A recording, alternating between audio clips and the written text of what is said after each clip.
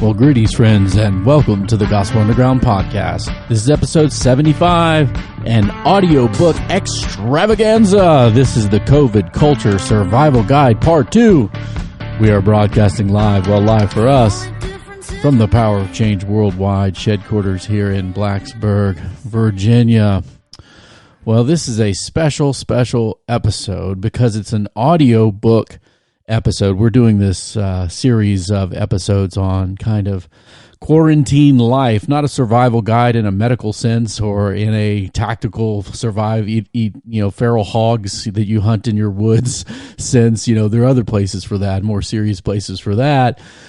But just the average guys, average gals, survival guide. What are we doing with our time? And we started by life and hope together, stoking hope through engaging with hope-provoking things like the scriptures, and then things how to be together during a time of quarantine. And today, part 2, we're going to look at audiobooks, one of my favorite things in the world. Now, I'm just going to say this up front. As this is a special episode, we're going to do something, special. And I want to say the first 2 listeners that contact me at info@gospelunderground.org, I'm going to send you a free audiobook. That's info@gospelunderground.org. So fire up the email, send me a note, and I'll send you one of my favorites, and you can enjoy for your listening pleasure. Well, we're coming out of Good Friday and Easter weekend virtually. And I'm going to go ahead and introduce my special guest with me today in the shed quarters live. It is, I guess, not my child anymore, my adult child, my adult kid, Kayla Monahan. How are you doing today? Good. It's fun to be on here. Kayla is another, we're looking at the word for the love of books, which is what? Bibliophile. Bibliophile. And so I was looking for another audiobookophile or a bibliophoneophile. That's one I've made up. I don't know if it's a real word or not.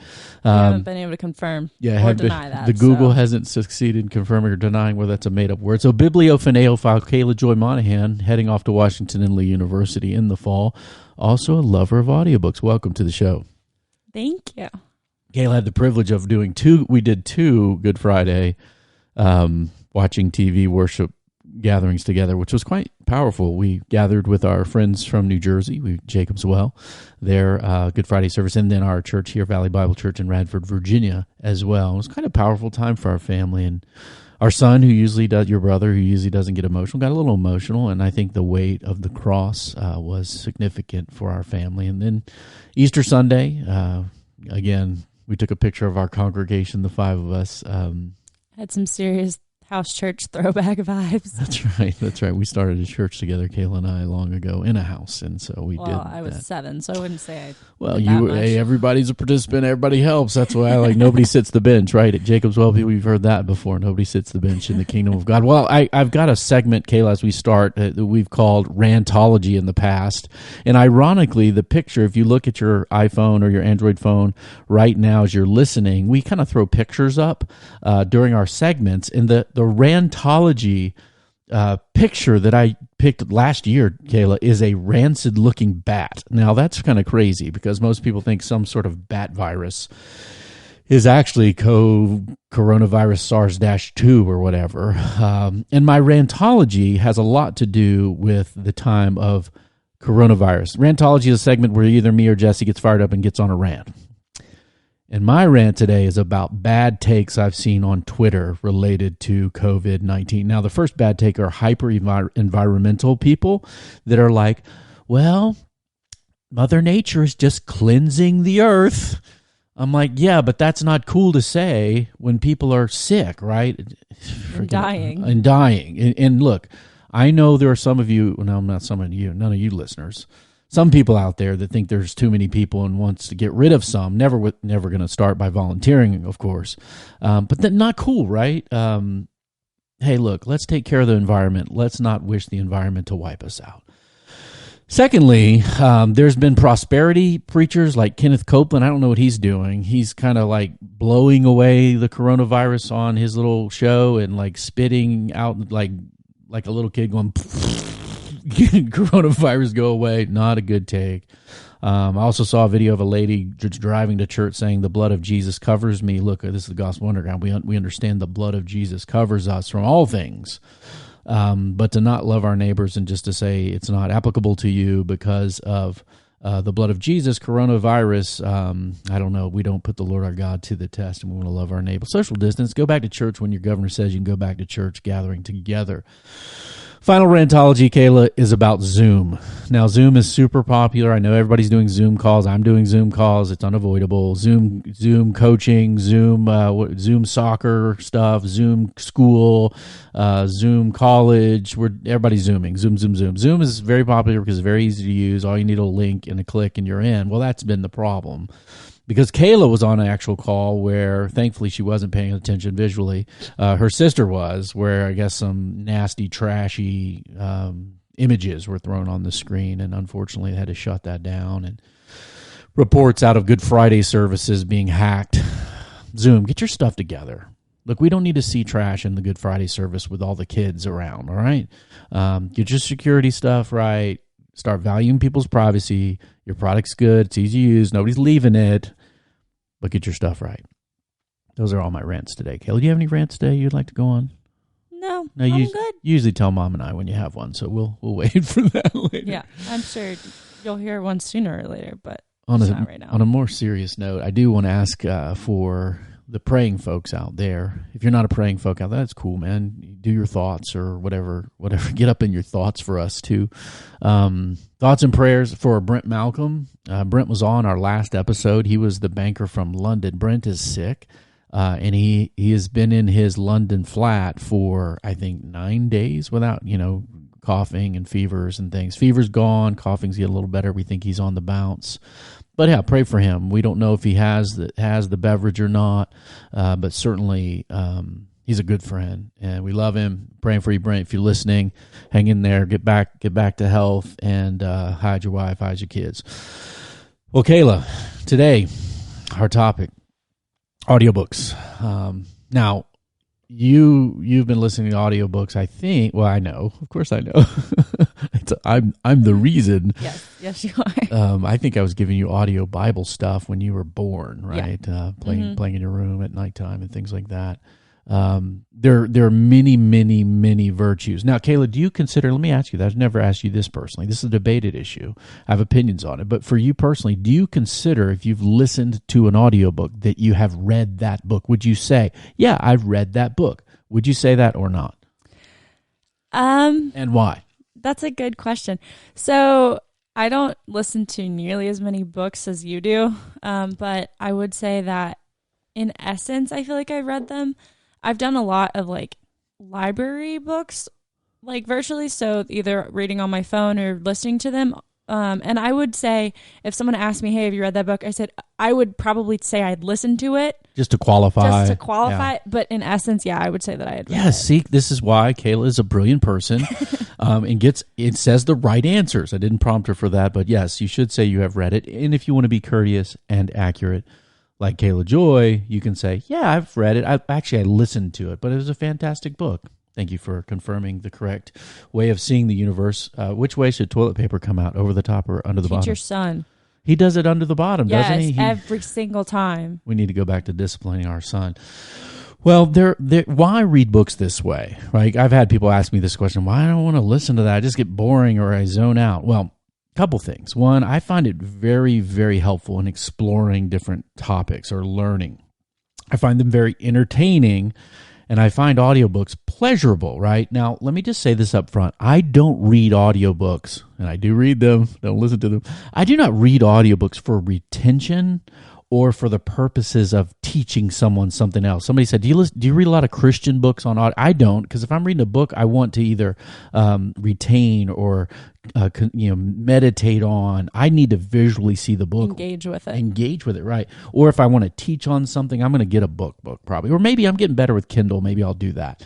But you're still going to write on it. That's right. I'm going to scribble on it. I'm going to get it into my brain, and I have to see and interact with the actual visuals of it to do that well. So for me, I don't do audiobooks that way. I do it primarily for learning random stuff about different topics in the world, being curious. We've talked about that here on the podcast before.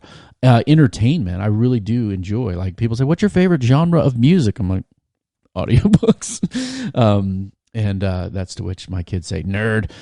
Well, Most of your kids also say the same thing. Yeah, So they're doing well in life. And pleasure, right? Just pure enjoyment, right? And there's lots of occasions. Some occasions don't work for audiobooks, but let me give you maybe 6 of them. Take a walk. We know walking is good for your health. Take a walk, put a book in your head. Driving in your car, if you're by yourself or with others, right, Kayla? At bedtime. Now, this is dangerous. Kayla, what are the dangers of audiobooks at bedtime? a couple things. First of all, I'll preface this by saying I can't sleep without a book on. At least it takes me a really long time to fall asleep if I don't have something on. And that's been the case since I was probably 8 or 9. So that is a danger, that you can't sleep like a normal person, or it's really hard for me when I travel and stuff sometimes, because if I'm sleeping in a room with other people, it's obnoxious to have a book on.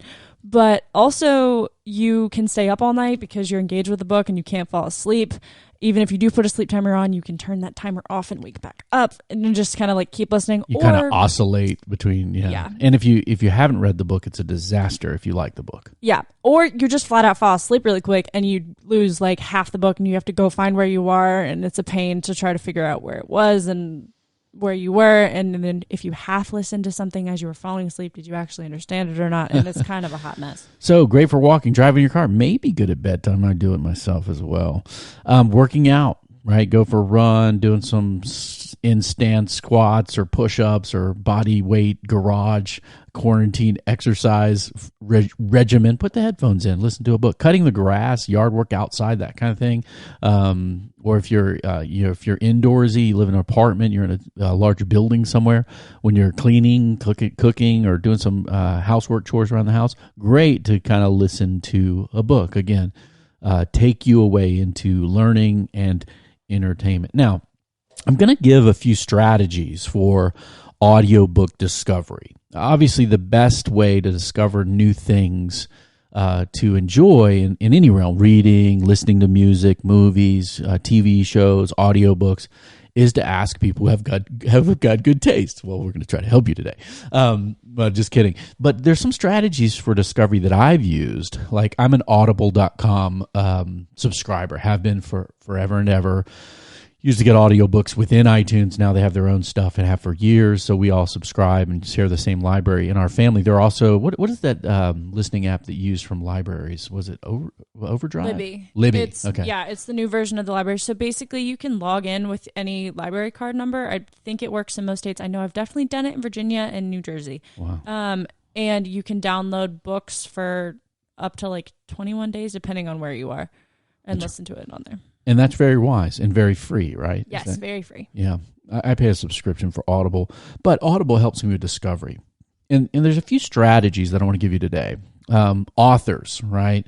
I'll read anything that Candice Maillard writes, right? I'm like, what she just wrote on Churchill. What's she going to write next? I'm going to read it. Erik Larson, he just came out with a book on Churchill, ironically. I'm reading it now. David McCullough. There's just certain authors you find that you like. Some of you may like certain fiction books. Maybe you're a Stephen King fan or a John Grisham fan, those kind of things. You will read them when they come out with new books. Certainly with audiobooks now, they're all there, right? They come out with audio at the same time of publication. Second strategy would be genres, right? What are some of the kind of universes of books that you enjoy, Kayla? That I enjoy? I like a lot of things. I love biographies, and I've been recently reading a lot, and listening to as well, of books that are like historical fiction, kind of first-person perspective of going through someone's life. So I just read one about Ernest Hemingway from the perspective of his first wife, going through like her perspective of his like whole life. She thought he was crazy, didn't he? It's a long, crazy story, actually, and that was a weird time to live in. But yeah, so I love historical fiction, and I love fantasy as well.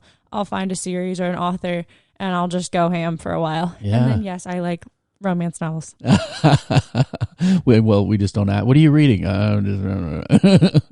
Debbie Macomber. I don't want to get made fun of. Yeah, no, I won't make fun of you. I have no idea what you're talking about. That's a good thing about growing up and being a female and a male. We just sometimes don't know what we're talking about, but you usually do. We trust you. So anyway, genres: romance novels, rom-coms, teenage fantasy fiction, right? Divergent, biographies, history.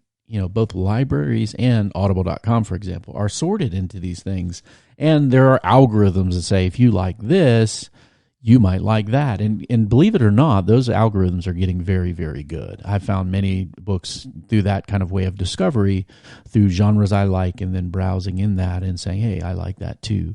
Audiobooks have another strategy that I've found books that I've loved over the years, and that is through the actual audiobook reader. Now, here is where, being a bibliophoneophile, Kayla just rolled her eyes at me. Can you believe that? My teenage daughter is rolling her eyes at me, people.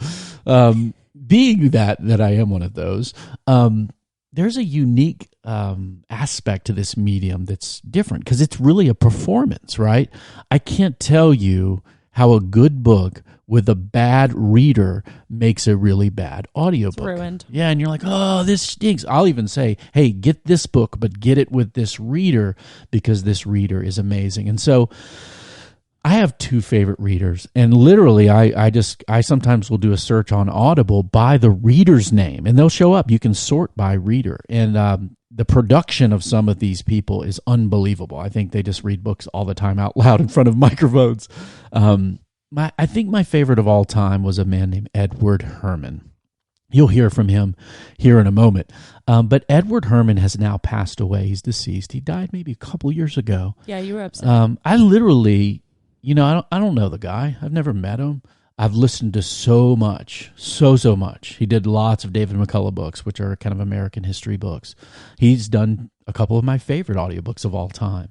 And when he passed away, I mourned and I realized, wow, this is a unique gift of God in this person, in this world, that was a deep and abiding and endearing blessing to me and was a great sense of loss. My other favorite is a gentleman named John Lee.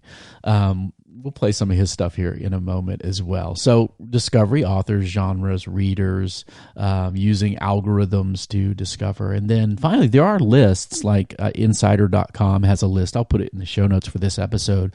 The 50 best audiobooks of all time. So, Harry Potter and stuff like that's on that list. But also, a couple of my favorites are on there. I was pretty excited to see that, Kayla. So those kind of things, I'll put that in there for you as well.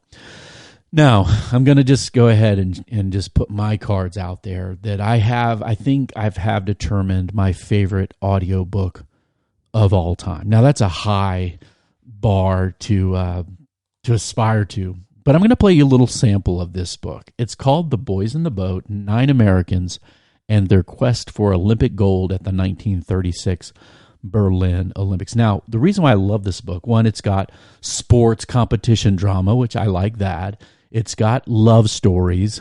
I like that. It's got dysfunctional families. I've lived that. It's got financial crashes in America, the Great Depression, the Industrial Revolution taking place. It's got Nazis. It's got Nazis losing things. It's got propaganda. It's got propaganda. It's just got everything. It's so good. And it has quotes at the beginning of each chapter by this like Yoda of boat rowing. Who's just, his quotes are life Yoda quotes, right? And of course, it has the great Edward Herman as its reader. So here's a little sample. Now, this is the sample direct from Audible.com, so these are publisher approved. I'm not broadcasting these illegally. From The Boys in the Boat by Daniel James Brown. It is hard to make that boat go as fast as you want to. The enemy, of course, is resistance of the water, as you have to displace the amount of water equal to the weight of men and equipment. But that very water is what supports you, and that very enemy is your friend. So is life. The very problems you must overcome also support you and make you stronger in overcoming them. George Yeoman Pocock. So that's one of these George Yeoman Pocock quotes at the beginning of a chapter, which is like, wow, that's true about life. My problems do make me who I am. And now let's go row a boat. I actually rowed a boat the first time I read this, or an erg machine in a New Jersey gym. The Boys in the Boat. Kayla, are you a fan of this book as well? Yes. So before we got on this, my dad asked me to make a list of like my top audiobooks throughout my life, and this was very near the top of that list. I know it's been interesting because he raved about it, and then I didn't really get around to listening to it. And then I finally did like 2 years later, and I used it to go to sleep to eventually. Because I got so familiar with it and I loved it so much. And then my little brother got onto it and my grandpa got onto it. And like our whole family has kind of each... I think Tommy's listened to this book 17 times. Probably more than that, honestly. Yeah. And it's been fun. Of course, his favorite line in there is when they're racing a boat. I don't want to give too many spoiler alerts, but the little coxswain is the guys that are a little cocky, weigh about 100 pounds, sit on the boat, and they yell at everybody. And like the boat, the University of Washington guys is rowing in really close to the lane to get rid of this choppy water, and they're next to the Syracuse boat. The Syracuse guy starts yelling at the boat, and then Bobby Mock, the coxswain for Washington, says, "Go to hell, Syracuse." And of course, my wife doesn't like that. My son does. Forgive me if you don't like it, but there it is. Yeah. It's everyone has their own journey with the book, which I think is really unique for a story like that, because it doesn't feel like it should be a universal story, but it ends up being that, and everyone kind of takes something different out of it, but loves it all the same. So I would highly, highly, highly recommend. The biggest mistake is to think it's a sports book. Yeah. It's very interesting because it's a sport not a lot of people know about. And you'll learn about the sport too in a way that's done, that's accessible to anyone, athlete or not, rower or not. It's a very human book and covers some really important times in American history.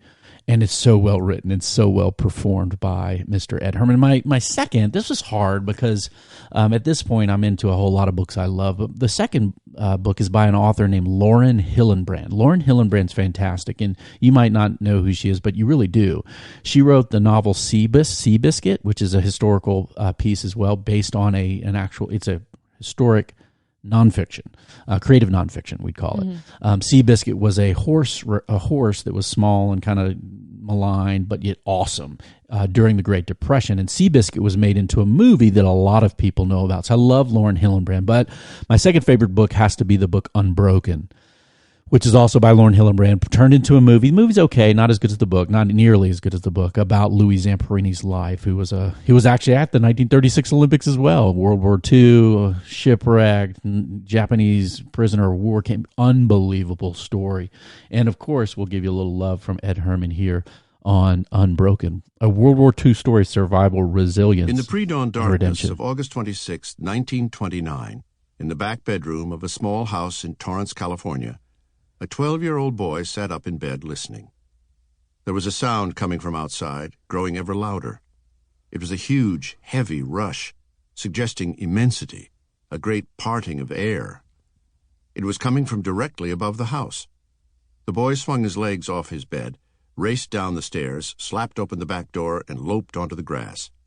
The yard was otherworldly, smothered in unnatural darkness, shivering with sound. The boy stood on the lawn beside his older brother, head thrown back, spellbound. The sky had disappeared. An object that he could see only in silhouette, reaching across a massive arc of space, was suspended low in the air over the house. It was longer than 2.5 football fields, and as tall as a city. It was putting out the stars. Well, if you don't like that kind of writing, you can't be my friend. Well, that's a little bit of a taste of Lauren Hillenbrand's Unbroken. I do recommend that. My final kind of favorite top three, I guess, is a book by a man named Erik Larson. Erik Larson has a wonderful talent of taking two historical events that happened at the same time and running them in parallel. Usually you know about one of them and don't know about the other one. So like, for instance, his book In the Garden of the Beasts was about the rise of the Nazis, right, when they came to power. And then also a love story of an ambassador's daughter and a Russian ambassador going on at the same time, which is fantastic. Well, my favorite Erik Larson book, I've read all of his books that are available on Audible at least, is a book called The Devil in White City. I can't do spoiler alerts. Everyone loves this book. It's fantastic. It deals with the Chicago World's Fair in architecture and buildings and the people who are building this great first kind of World's Fair with electric light and these white, unbelievably creative facade, huge buildings, unbelievable. And then also one of the most sick, crazy murder things going on at the same time. Anything else, Kayla, you want to say? That's probably all we can say without spoiling I don't it. want to spoil it. I read this actually finding it on my own without him telling me about it, because my best friend and I got me into like true crime stuff, and we were like trying to find just interesting stories about it. And I went to my dad and he's like, oh, I have it right here. And I read it and I sat there slapjawed and couldn't put it down. So I would definitely recommend. This book is crazy. Yeah, every chapter you're like, what's going on? It is wild. It is so interwovenly well by Erik Larson, and we can't recommend it enough. So those are kind of top 3 for me. Other things that I read a lot of. Now, you may or may not like this. You may like Kayla, like romantic comedies or romantic sci-fi. I'm not opposed to that. Divergent, we saw every movie together, didn't we? The books are better. The books are better. Divergent, books are better. Hunger Games, books are better. Movies are pretty good on Hunger Games. So here's some of the books I read. I love creative nonfiction. So Erik Larson, anything by him. Candice Maillard, I mentioned her book on Garfield is fantastic. Most people don't know much about that president or how he got shot and how he ended up dying. But that's a fantastic book by Candice Maillard. And then anything by Ben McIntyre. Ben McIntyre writes spy. It's history. It's not false. It's not fiction. It's not made up. It's sad. They're crazy enough that they have to be true. All these kind of crazy black ops spy stuff from World War II, Cold War. He writes all these novels. Probably my favorite two are about the book A Spy Amongst Friends about Kim Philby, who literally was the top of MI6. That's James Bond stuff. You know what I'm saying? While being a KGB operative during the Cold War. Crazy. And then the other one that came, The Spy and the Traitor, which is more recent, was about kind of the flip side of that. A communist spy who was turned against the communist regimes by the West and more towards the end of the Cold War, and the damage both these two did to the intelligence communities on either side. Fascinating. So anything by Ben McIntyre. I love history and biography. Roger Crowley, I read a lot of, who does a lot. If you're interested in the conflicts between Islam and the West that took place through the Middle Ages with the Ottomans and around the Mediterranean basis, Roger Crowley's great. David McCullough for pop historical American stuff. His book on building of the Brooklyn Bridge, fantastic. His book on the Panama Canal, fantastic. That got me interested in Teddy Roosevelt, because he's like, I took the canal and let them debate me. And so that got me into this Roosevelt trilogy by a man named Edmund Morris, which, Kayla, I think you're reading some of that now. Yes. So for my AP government class, we had to do a project on a president. And when I don't know when you went through your Roosevelt phase, but I was probably 12 or something, and you went through Roosevelt phase for like a year. And I remember listening to parts of these books with you and just being fascinated by this guy. So I decided to do my project on him. And then realized, wow, there's a lot more to him than I even realized. And then I remembered this trilogy, and so I'm currently working on one of them. And they're so well written, and they bring the character of Roosevelt to life in a way that not many people know. And I think that there's a lot to him from his childhood onwards that shaped who he was and shaped what he did, that made a huge impact on not only the United States but on the world. That's right. And one of the things I appreciate about this Morris trilogy on Roosevelt, the rise of Theodore Roosevelt, his kind of younger days, Theodore Rex when he was kind of president, expanding the power of the presidency and the federal government. A lot of people don't realize that a Republican Roosevelt actually did that. And then Colonel Roosevelt, his post-presidential season. One of the things I appreciate about Morris's books is that they show Roosevelt not as a perfect person or a hero. He's a weird dude, man. Yeah. Like wild, free, crazy, say whatever he thinks kind of guy, but also his warts and his flaws and how he very much represented kind of white man's burden and his view of civilization, which many of us today find offensive, but at the same time appreciating the virtues as well, and how he changed the world quite literally. So love history and biography. I also read a ton on history of technology.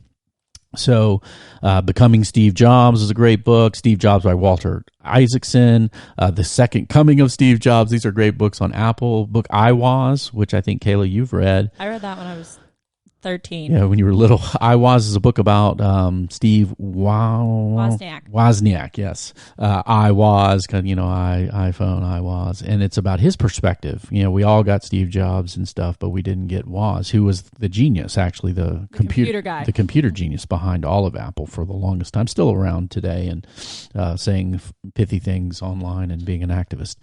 The Perfect Thing by Daniel Levy about the invention of the iPod was fantastic. I'll let you get to the Pixar touch in a minute because I like that too. Hatching Twitter by Nick Bilton was about the history of Twitter, and then one on Amazon called The Everything Store by Brad Stone, our books I preach. We're going to put all these in the show notes. We'll probably link them all for you, or at least give you the names and titles so you can go off to Amazon or Audible and get them. Certainly fiction books. I haven't read as much as Kayla and the kids, but I'll let her get on some of those. And then business books, right? If you're into business books or books on leadership, Seth Godin is there, or Godin, however you say his name, Malcolm Gladwell, his stuff. I really appreciate Gladwell's. I've read all his books on Audible. And then a book called Leadership by Sir Alex Ferguson, the Manchester United legendary manager from England and the best football club in England. My son and I read this book in the car driving to an NCAA wrestling tournament last year, and that was a fantastic book on leadership principles. So, Kayla, it's your turn. Give us some of your absolute top, at least top 3-ish or so, and then go down your list as we continue. Should I start with my all-time favorite or leave that for the end? Let's leave it for the end. Okay. So I kind of made 2 lists because there's too many audiobooks that I've enjoyed. And parents, listen to this because Kayla's done us a great service here. She's given us her favorites, but also some books for kids or she enjoyed as a small person before she was a grown-up adult going to college. Well, and I still like them, but yeah. So I'll start with books that I think are not as much designed for your children. C.S. Lewis by Alister E. McGrath is a fantastic way to learn more about C.S. Lewis, who's a very complicated individual, but who is one of my favorite authors of all time, and I really enjoyed learning more about him. Boys in the Boat is on that list. You should listen to that book. Yeah. You should read that book. I don't care how we will send you that book. Yeah. If you email us, that's one you will get sent info@gospelunderground.org. Yes.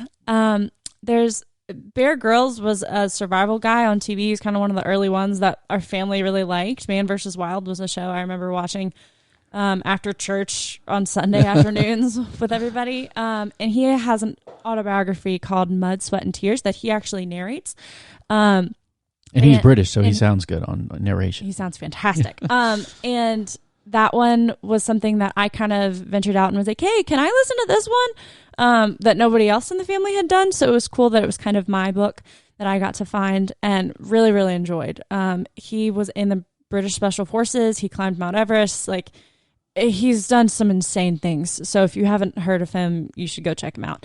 The Pixar Touch, one that my dad briefly mentioned by David A. Price, was one that my dad recommended for me, and I found myself loving. I love Pixar, and it has a fascinating story of how it was created and how it evolved as well. And almost went out of business. Yes. And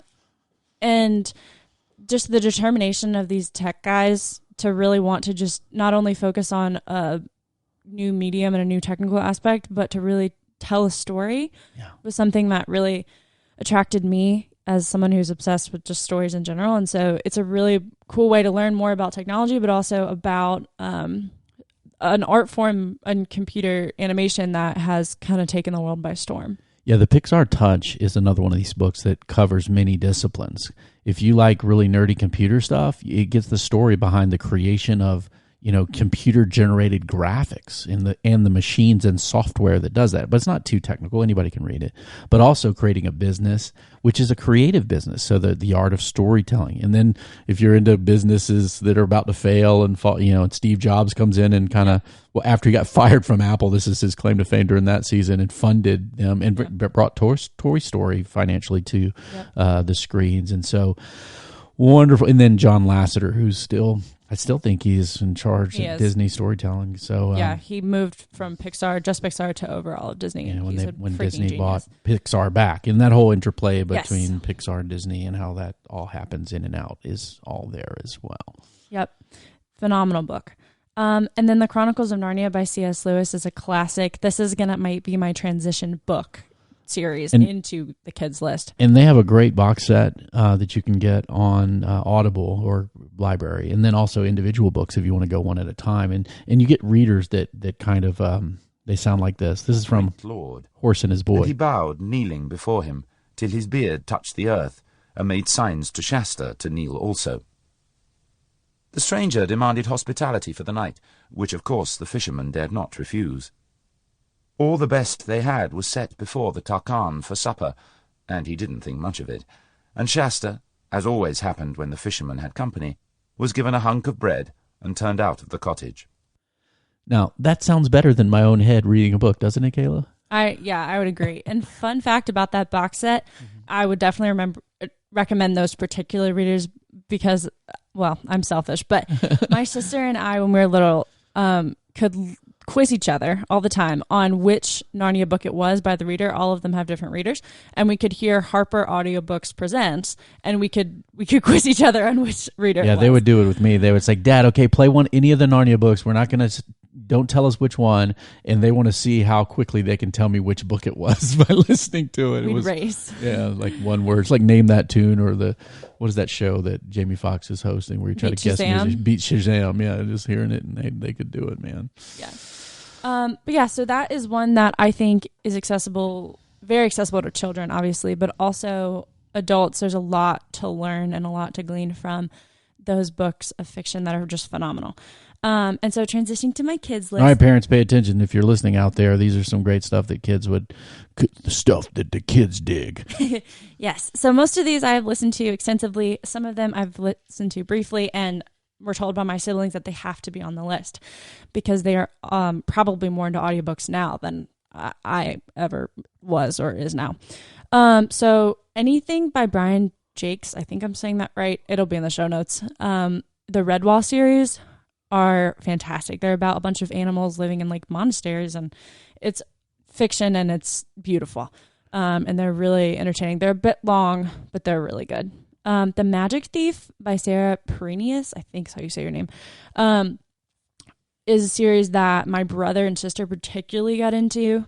But we, as a family, do audiobooks together many times. So we put books on in the car. And this was a series that kind of captivated our attention about a little boy who accidentally stumbled into a magician's house and found out he had magic powers too.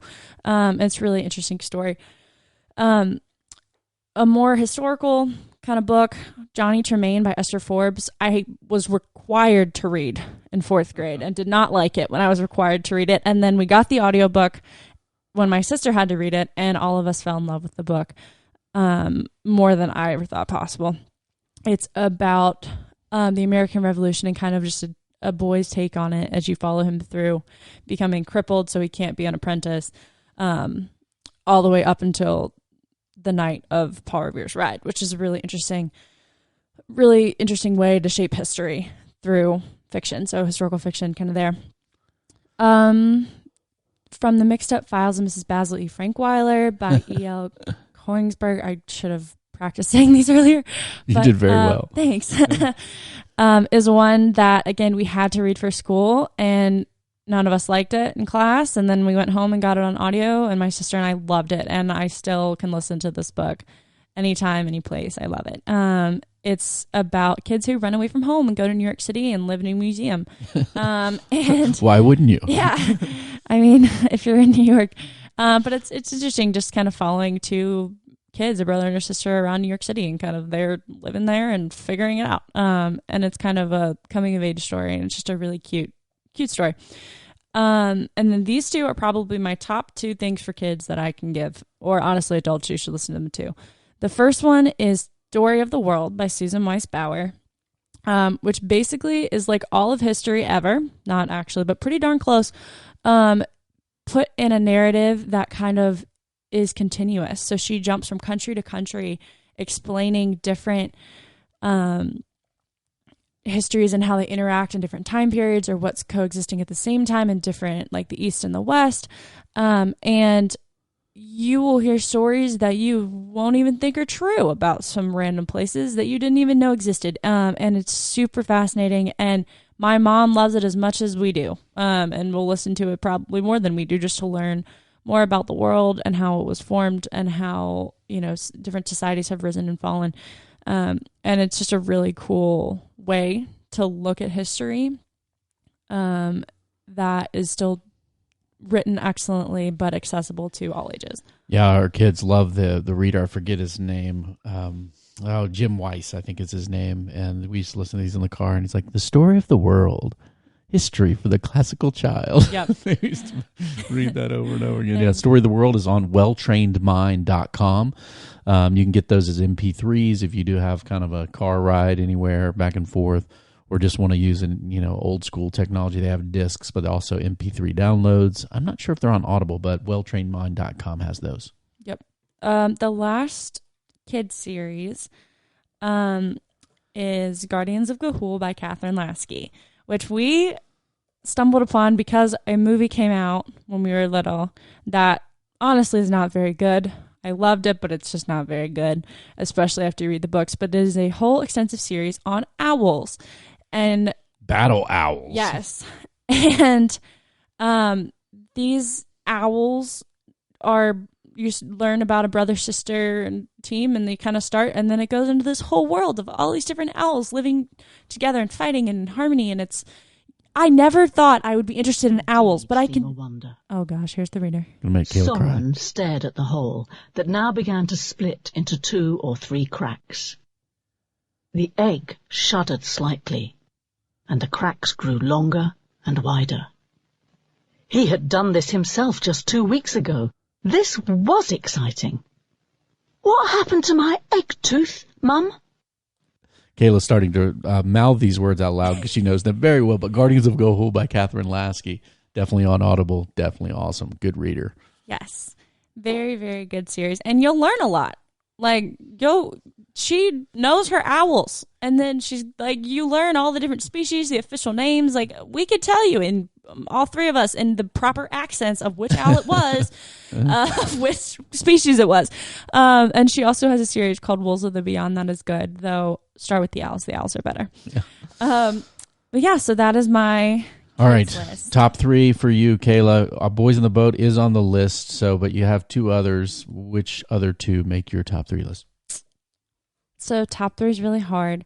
I would say just because of all the nostalgia for me, Guardians of Ga'Hoole, all of those are on that list. But my all-time favorite book ever is called The Hiding Place by Corrie ten Boom with John and Elizabeth Sherrill. And narrated by Wanda John McCadden. and Elizabeth Sherrill, July 1971. Is this the one you have? Chappaqua, New York. Yeah. Give you a little reading of it here. Chapter 1. The 100th Birthday Party.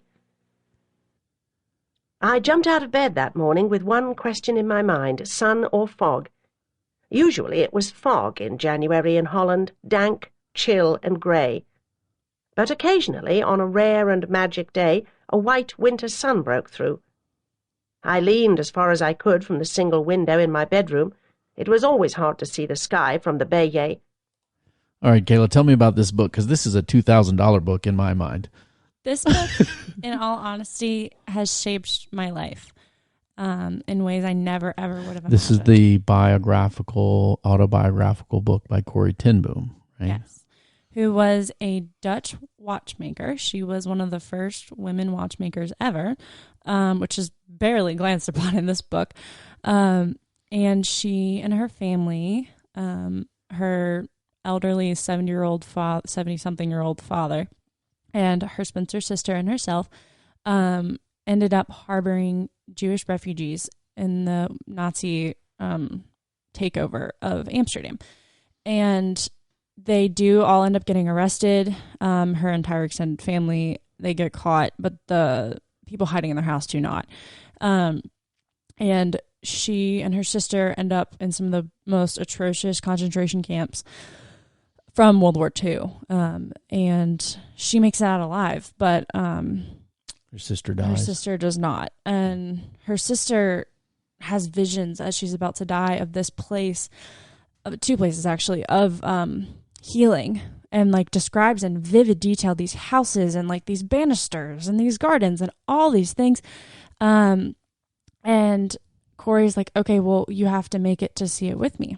And she doesn't, but she didn't think, so then Corrie gets released.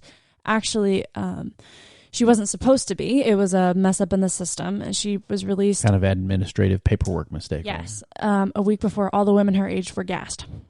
So she realized her life was spared by Providence. Yes. She didn't realize that till later when she found out, but yes. She went back and ended up having this whole saga until the war ended. But she started sharing her story.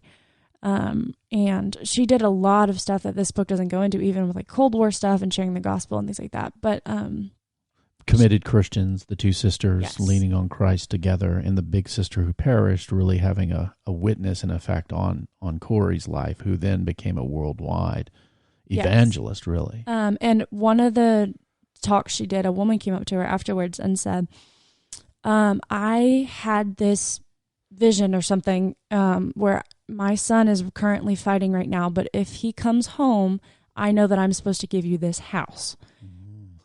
Yeah, it's bizarre. It's the most bizarre thing. And then Corrie goes, well, does this house happen to have these particular banisters in this yard? Like, describe what her sister said. And the woman goes, have you been there? And Corrie goes, sort of. Sort of. And then about 2 months later, she gets a telegram that all it says is the guy's name, whatever it was, came home. And so she turns this house that her sister envisioned. Years later, she actually makes it, and she turns it into a place where Nazi sympathizers, as well as Jewish refugees, who were all of which had terrible repercussions after the war, had a place to go and heal. And reconcile. And yes. Yeah. And so they obviously all didn't live quite together, but eventually they would, there were so many stories that she saw happen where they forgave the other person, who even, like, for her, she had the struggle of forgiving the person who turned her in, and things like that. Or she met a guy came up to her at one of her talks and shook her hand and said, hey, like, thank you. I, been saved, but I just wanted to apologize. And she looked and saw that it was one of the guards who had beaten her sister. Oh my gosh. And she tells it as if she's like, look, I could not raise my hand to shake his hand and forgive him. I could not do it. And she said a prayer like, Lord, I need your help because I can't do this on my own, but I know this is what you're calling me to do. And she said, and of no force of my own did my hand lift, and I shook his hand. Wow. Yeah. And so there's just so many stories like that. And honestly, for me, she's been a mentor to me, in a way that honestly no one in my life has been. And she's been dead many years. Yeah. And so even just learning from like her early childhood all the way through has been an experience that, like, it's comforting to me. Like when you played that audiobook clip for me, I was literally sitting there, mouthing the words because I know it so well. But it like calms me down. That's the book that if I'm ever restless and I can't sleep, I can turn on any random chapter and I can play it and be asleep in 2 minutes, even if it's the most horrifying scene of like Nazi cruelty. It just, I know that I'm safe. I know that I'm loved. I know that God loves me, and I know that everything's in his hands. And it's something simple in a audiobook that you wouldn't think of. But for me, it kind of sums up why audiobooks are so important to me. And how grateful I am to have them like help shape my life is because of the impact that it really has had on me. If I could for a moment, I was joking a second ago saying this is a $2,000 book, because last week, I'm going to brag on you for a second, Kayla told me and came to say she got another scholarship. That's for a year. They have these scholarships for seniors. It was a $2,000 scholarship. And you're like, the most important thing you wanted to tell me was, this is the one where I wrote the essay on how this book and this woman impacted me. And you were thrilled because it's most authentically you, and it was affirmed with money for college. And that was really, really special. The prompt was I had to write a letter to someone who had made an impact on me.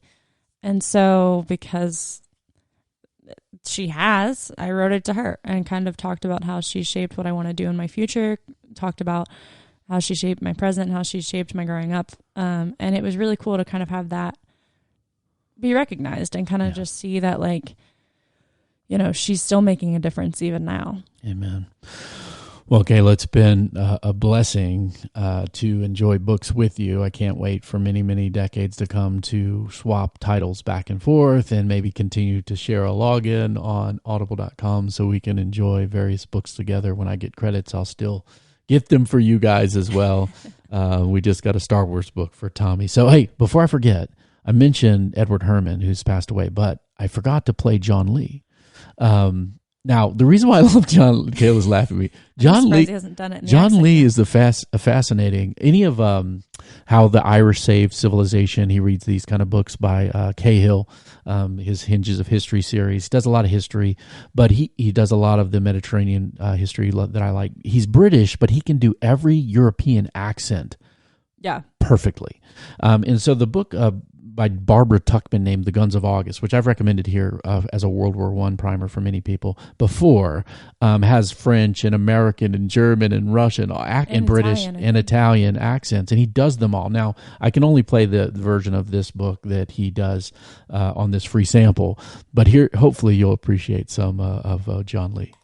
Shortly afterward, General von Moltke, the gloomy chief of General Staff, was pulled up short as he was driving back to his office with the mobilization order signed by the Kaiser in his pocket.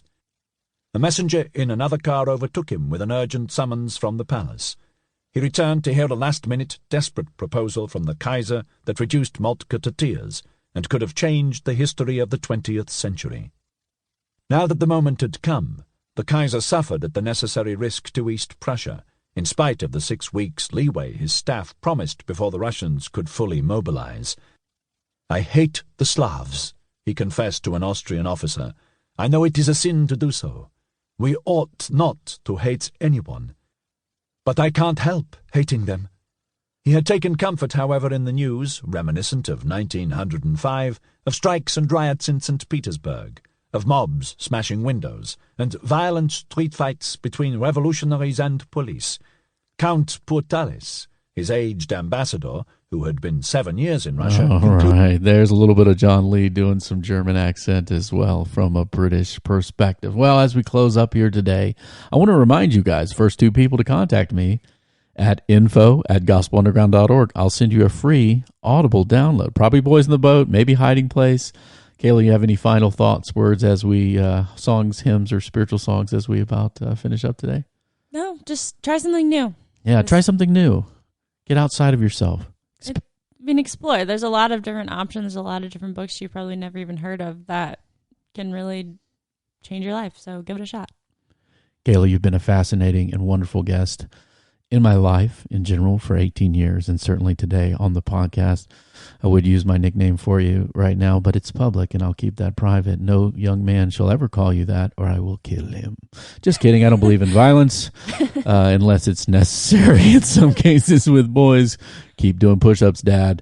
We got to get out here. Well, the Gospel Underground is a joint production of Power of Change in the Bonhoeffer House. Review us. Please review us. My son wrote a review on his own. Did you see that, Kayla? Of the podcast. You can join Tommy Reid in reviewing us on iTunes. 5 stars acceptable. Write in some kind words and thoughts for us. Comments, feedback, questions, and requests for free audiobooks to info@gospelunderground.org. We are a dialogue taking place in the borderlands between the church and culture. We hope to see you out there. Peace. Peace.